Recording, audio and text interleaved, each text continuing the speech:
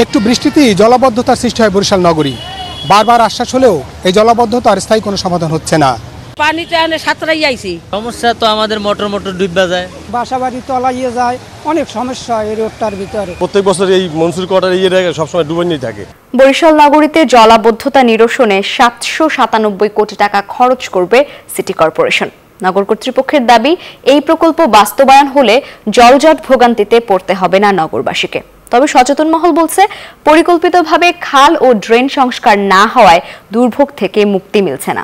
শুভ হাওলাদারের ক্যামেরায় সাইফুর রহমান মিরনের রিপোর্ট। একটু বৃষ্টি হলেই সড়ক ছাপিয়ে বাসাবাড়িতে ঢুকে পড়ছে পানি।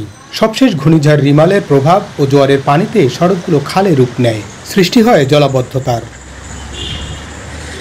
এমন জলাবদ্ধতায় চরম দুর্ভোগ যেন নিয়তি নগরবাসীর। তাদের অভিযোগ, নগর কর্তৃপক্ষের আশ্বাস ছাড়া জলাবদ্ধতা নিরসনে কার্যকর কোনো উদ্যোগ নেই।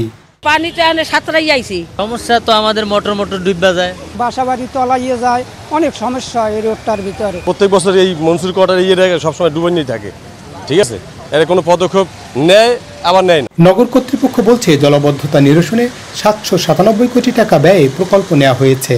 আমাদের মাত্র টেন্ডার হয়েছে এবং ঠিকাদাররা ওয়ার্ক অর্ডারও দেওয়া হয়েছে। কাজ অতি দ্রুত শুরু হবে। শহরের বিভিন্ন ড্রেন আমরা পরিষ্কার করেছি, যেটা ড্রেন নির্মাণের পর থেকে অনেক অঞ্চলের ড্রেন পরিষ্কার করা হয় নাই। আমরা সেই কাজটি করেছি।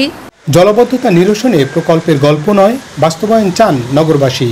সবাই ছবি তুলে নিয়ে যায় প্রতি বছর, কিন্তু কাজের কিছুই হচ্ছে না। এর তো পার্মানেন্ট কোনো পরিত্রাণ বা মুক্তির কোনো পথ দেখতেছি না। এলাকাবাসী আসলে এই জলাবদ্ধতার হাত থেকে একটা স্থায়ী সমাধান চাই। সচেতন নাগরিকরা বলছেন, পরিকল্পিতভাবে খাল ও ড্রেন সংস্কার না হওয়ায় দুর্ভোগ থেকে মুক্তি মিলছে না। আমরা সংস্কার করার দাবি জানাই, যাতে করে বরিশালবাসীকে জলাবদ্ধতায় না পড়তে হয়। বারবার শুধু কথা না, এর কার্যকরী ব্যবস্থা গ্রহণের জন্য আমি এই নাগরিক সমাজের পক্ষ থেকে আহ্বান জানাচ্ছি। বরিশাল মহানগরের 22টি খাল ও অসংখ্য শাখা খালের বেশিরভাগ দখল ও দূষণে বিলীন হওয়ায় জলাবদ্ধতার শিকার হচ্ছে নগরবাসী, বলছেন সংশ্লিষ্টরা। একটু বৃষ্টিতেই জলাবদ্ধতার সৃষ্টি হয় বরিশাল নগরী।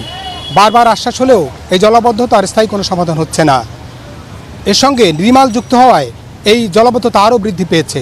স্থায়ী সমাধান চান বরিশাল নগরবাসী। সাইফুর রহমান মিরন, নিউজ 24, বরিশাল।